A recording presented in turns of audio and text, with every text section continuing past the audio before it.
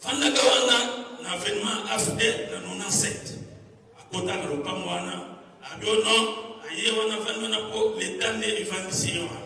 Ils ont pas l'État comme c'est vrai que nous avons bien avocat pour y aller la justice. Pour condamner la justice depuis 2013.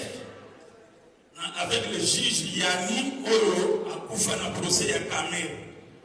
Et pour gagner le procès en 2014, il faut qu'on déguerpille M. Kamisen, le colonel, pour faire la banque, il y en a un banque. Si on a déguerpille comme ça militaire, il faut qu'on utilise la justice pour passer la recours dans le parquet général pour que sa réquisition, donc il n'y a pas de soldats, la police a assisté. Maintenant, qui va assister à Ouissi pour que déguerpir le colonel Kamisendo? C'est le général Kassou. Kassou, on a un bureau à 15 000 $. Comme maman, il y a un rapport dans son cas. Donc, à 15 000 $ parce qu'il me connaît très bien. Ensuite, 10 000 à Pessaï. Au lieu de déguerpir M. Kamisendo dans 5h30, donc il s'est pas mal. Je vais créer une société parce que la maman s'en a pas mal. Maman n'a pas bien ça. Elle n'a pas pas. N'a pas pour tout. N'a pas comment on a pas. N'a dit mais pourquoi transformer la année? Yo n'a pas besoin de nous là. Au lieu de déguerpir, quand c'est bon, les loyaux pourquoi t'as pas de pas? N'a pas tout n'a pas pour faire comment on a la qualité tout ça dans le canal. On n'a pas dit. La compte il y a l'État congolais. Mais là-dedans, l'État congolais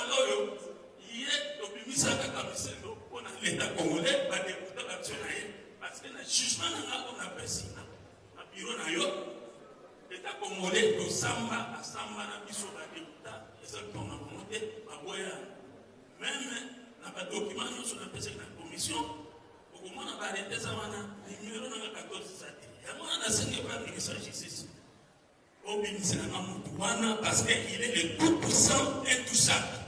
Alors moi je me demande, ça c'est quelle justice? Oui, tout ça m'a envoyé à la mission. Il y a mon excellence. Seigneur, et donc le BDT, avec un document mon côté, il n'a rien partout les habitants. Et puis depuis 2014, avant il y en a 100 signes. Donc vraiment, tout ça, ça là, on peut ça y a un mois. Mais ils sont tous à victime.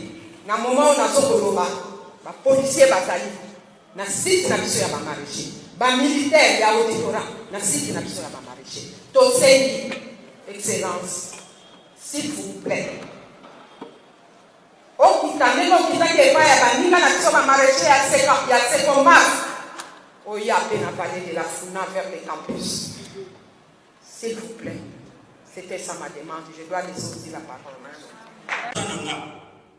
Fandagawana na événement AFD na 97.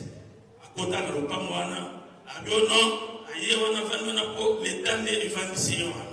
Ils ont pas l'État congolais. C'est vrai que nous avons bien avocat pour y aller la justice. Pour condamner la justice depuis 2013. Avec le juge Yanni Oro à Koufana procès à Kamer. Et pour gagner le procès en 2014, il faut qu'on déguerpille M. Kamisen, le colonel, pour faire la banque, il y en a un banque. Si on a déguerpillé comme ça militaire, il faut qu'on utilise la justice pour passer la recours dans le parquet général pour que sa réquisition, donc il n'y a pas de soldats, la police a assisté. Maintenant, qui va assister à Ouissi pour que déguerpir le colonel Kamisendo? C'est le général Kassou. Kassou, on a un bureau à 15 000 $. Comme maman, il y a un rapport dans son cas. Donc, à 15 000 $ parce qu'il me connaît très bien. Ensuite, 10 000 à Pessaï. Au lieu de déguerpir M. Kamisendo dans 5h30, donc il s'est pas mal. Ensuite, on a une société parce que la maman s'en a pas mal. Maman n'a pas bien ça, n'a pas dit qu'elle n'a pas. N'a pas pour tout. N'a pas comment on a pas. N'a dit mais pourquoi transformer la année? Yo n'a pas besoin de nous là. Au lieu de déguerpir, quand c'est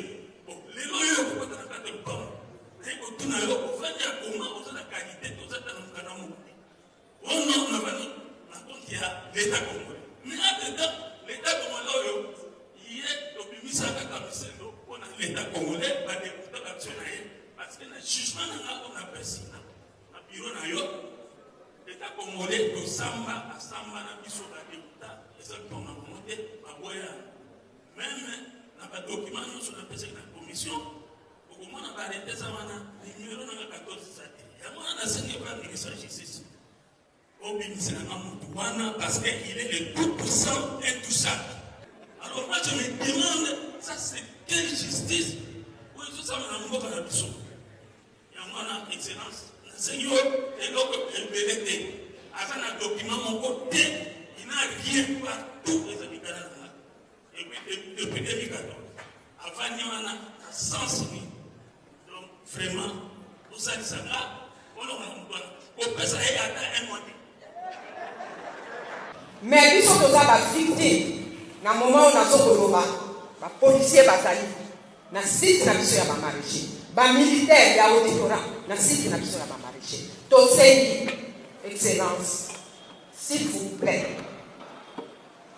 okitane okitake pa ya baninga na biso ba maraîcher ya secondaire oya pe na vallée de la Funa vers le campus s'il vous plaît.